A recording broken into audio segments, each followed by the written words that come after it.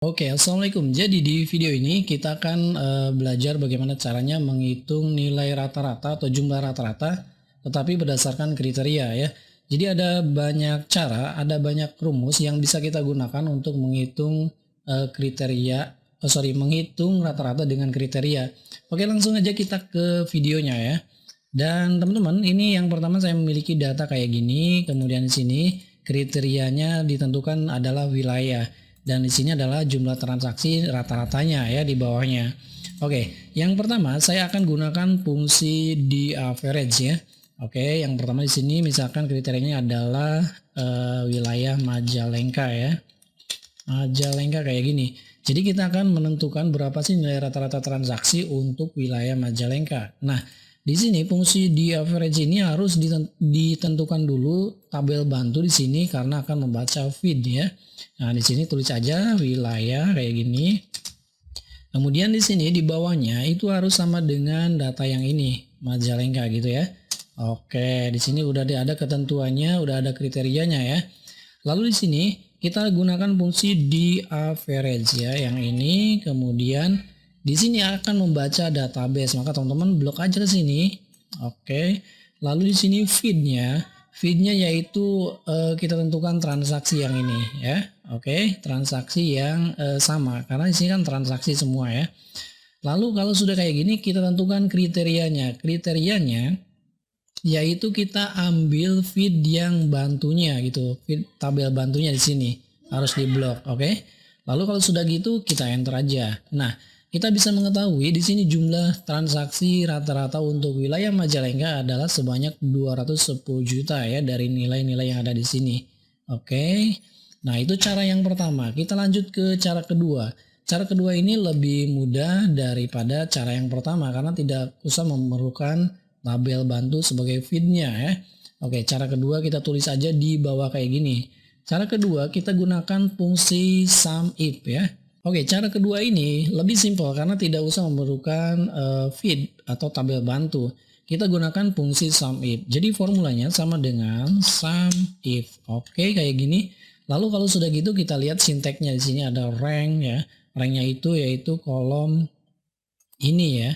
Sampai dengan di sini. Oke, ini adalah datanya ya. Oke, data ranknya gitu. Kemudian di sini ada kriterianya. Kriterianya itu sinteks kriterianya itu yaitu kita ambil wilayah. Berarti klik yang ini ya. Oke, ini juga bisa dituliskan dengan teks yaitu dengan menambahkan tanda petik. Lalu di sini titik koma, kemudian sum rank. Sum ranknya itu adalah data yang dijumlahkan di sini yaitu G3 sampai G16. Oke. Kalau sudah kayak gini kita tutup. Kalau sudah di enter, ini baru jumlah secara totalnya. Nah, kita bagi dengan apa? Karena average itu adalah rata-rata. Nah, kita bagi di sini, kita bagi dengan fungsi COUNTIF. Kenapa COUNTIF? Karena di sini COUNTIF itu yaitu menghitung jumlah berdasarkan kriteria ya. Jadi teman-teman tambahin di sini COUNTIF kayak gini. Lalu kita blok COUNTIF-nya yaitu dari sini E3 sampai dengan E16 ini. Oke, kayak gini. Kemudian di sini titik koma, kriterianya yaitu ambil yang Majalengka ya. Kita enter. Oke, kita yes. Nah, hasilnya yaitu sama 210 juta ya, sama dengan yang fungsi di average.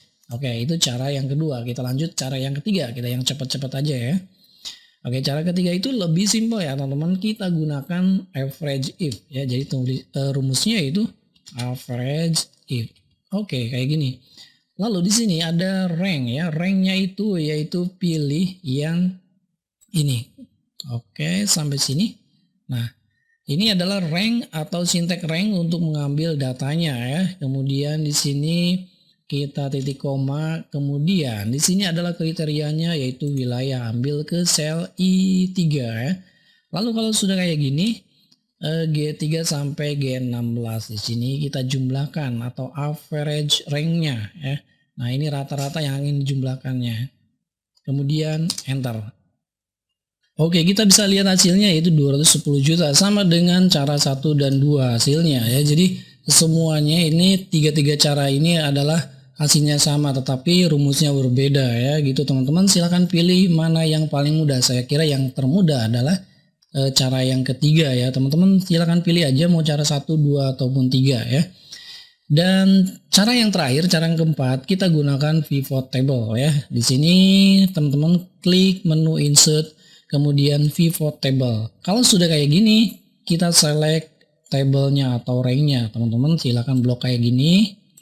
Oke. Lalu di sini kita bisa lihat locationnya. Teman-teman tentukan aja di sini ya, locationnya. Kita hapus dulu ini sini. Nanti di bawahnya ada location. Kemudian klik aja oke. Nah, kalau sudah muncul kayak gini. Oke, kita geser dulu sini. Kalau sudah muncul kayak gini, kita atur di pivot table feed-nya. Oke. Jadi di sini kita tentukan wilayah dulu. Pertama wilayah ya. Kedua, setelah wilayah teman-teman pilih yang sesuai dengan ini ya. Misalkan saya pilih untuk Majalengka ya, kemudian oke. Nah, kita sudah pilih wilayah Majalengka sini. Berikutnya di sini ada totalnya ya. Nah, total di sini teman-teman bisa tambahkan di sini adalah checklist transaksi. Nah, oke, ini tinggal geser aja ke sini. Nah, ini untuk transaksi baru jumlah totalnya ya. Lalu bagaimana kalau kita ganti dengan rata-ratanya? Nah, teman-teman pilih aja ke sini ya. Oke, lalu value feed setting. Kemudian di sini ada pilihan, di sini ada sum. Teman-teman pilih average ya. Kemudian klik oke. Nah, kita geser sini. Nah, ini adalah hasilnya sama ya. Kalau teman-teman lihat, ini hasilnya sama 210 juta ya. Nah, teman-teman misalnya di sini pilih wilayah, kita ganti aja. Kemudian rata-rata.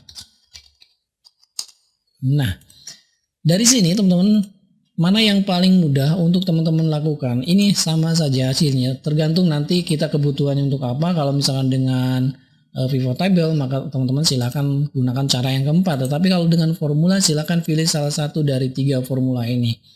Oke, ini aja videonya, mudah-mudahan bermanfaat dan terima kasih telah menonton video ini. Sampai bertemu kembali di video berikutnya. Assalamualaikum.